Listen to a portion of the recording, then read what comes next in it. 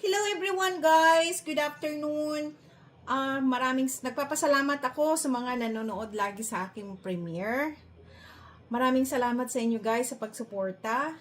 Ngayon ang gagawin natin, magluluto tayo uli ng ubento. Pero, yakiniku bento. Beef siya.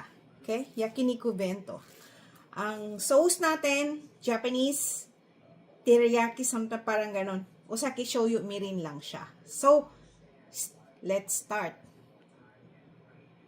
Okay?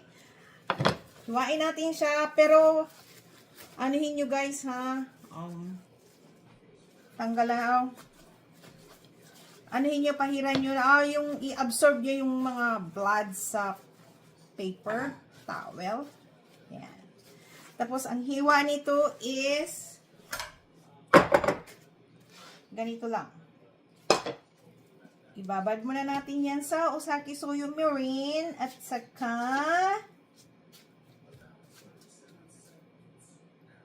lagyan natin ng luya. Ganyan lang hiwa. Ganyan lang siya guys. Okay?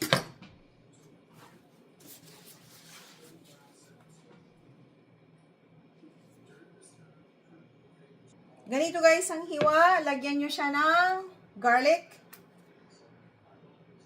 Crushed garlic, pepper, paminta, tawag nito.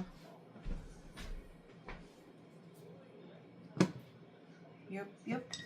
Osaki shoyu mirin lang yan. Okay. Lagay natin dito. Kaunting asukal. Okay. Yan na siya. Garlic powder. Asin. Naglagay na tayo ng paminta. Counting guys. Asukal. Okay. And soy sauce.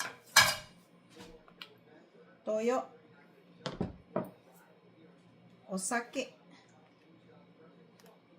Japanese wine. Mirin. Yep. Mix lang siya. Marinate nyo ng sandali lang. 5 minutes habang magluluto tayo ng egg tamagoyaki. Yan ah. Ay, yun pala yung gamitin nyo yung beef, yung shabu-shabu na beef guys ha. And dagdagan nyo pa ng soy sauce. Sabagay, mamaya titimplahan mo uli natin yan eh. Okay? Gawa tayo ng sauce. Yan. Marinate nyo ng 5 minutes guys. Lagay nyo pala ang luya. Wait lang. Tingnan nyo guys, luya. Na-crush na luya. And lagyan nyo ng kaunting sesame oil. Yan. Para mabango siya. Okay? Andito na lahat ng ingredients. Marinate nyo yan. Gawa-gawa tayo ngayon ng tamagoyaki. Guys, gagawa na tayo ng tamagoyaki. Initin nyo yung maliit na frying pan. Ngayon na lang apoy. Yan.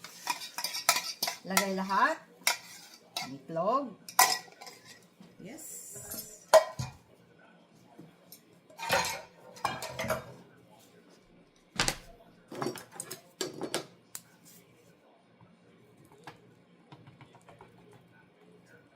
Yan.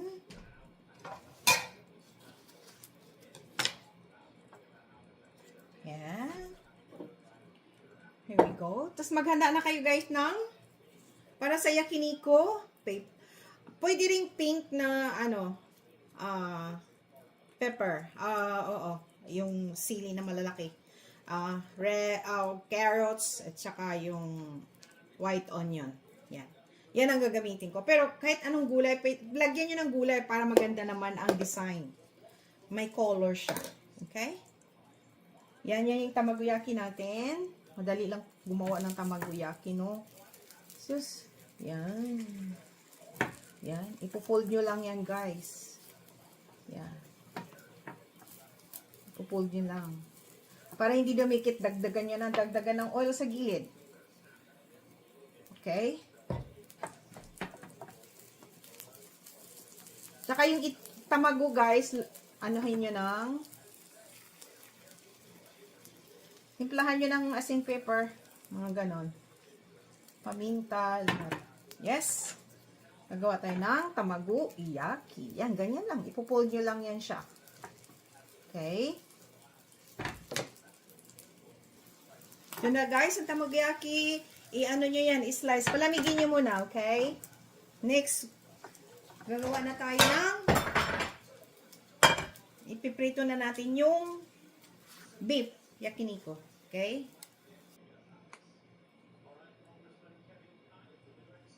Mantika, 2 tablespoon. Lagay nyo na kaagad ang carrots kasi matagal maluto yan eh. Carrots, tsaka yung sibuyas.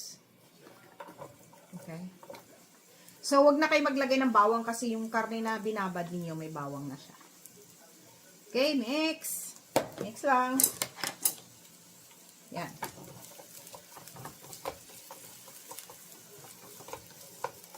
Guys, ang ginagamit ko, nasa sa inyo, ang ginagamit ko kasi is olive oil. Para mabango siya. At saka makintab. Yan.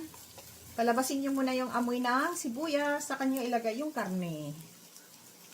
Okay na to guys. Lagay nyo na dito yung karne. Yan.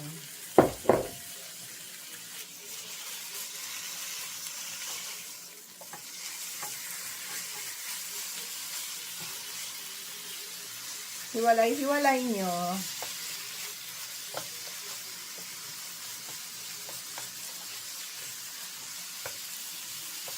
Pwede rin kayong gumamit ng steak na karne, hiwain nyo lang maninipis.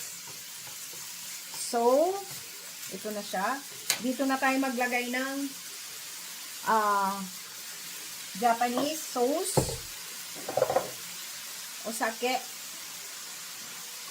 1 tablespoon lang guys ha. Mirin and soy sauce. Yan. Counting sugar. Ganyan din. And, lagyan nyo ulit ng paminta. Okay. Here we go. Pakuluan nyo lang yan. Tapos, dito nyo ninyo ilagay ang green pepper. Panlagay sa ubento, yung yung carrots, maglaga kayo. Kaya yung nito, cauliflower. Yan. Mix lang. Tapos medyo bawas-bawasan nyo ng sauce, medyo na konti. Okay? Guys, pwede rin kayong gumamit ng barbecue sauce dito. Kung wala kayong usaki shoyu mirin. Yan. Paminta. Nilagyan ko siya ng paminta. At lahat ng ingredients at saka sesame oil. Yan na siya. Ayan na oh. Bango. Ko. Ilagay mo lahat ito sa ubento. Wow. Sarap. Wait lang. Lagyan nyo guys ng sesame seeds at saka chili powder.